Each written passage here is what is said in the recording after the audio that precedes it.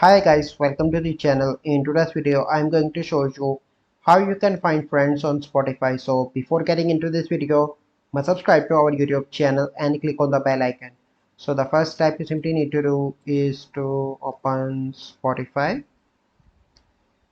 So open, and then you simply need to click on the gear icon on the top right. Here you need to click on view profile. Then you simply need to click on three dots and click on find friends. Then you simply need to click on connect Facebook. So make sure that you connect your Facebook account with Spotify. So it will take few seconds. So click on continue as you click on your name, and it will take few seconds.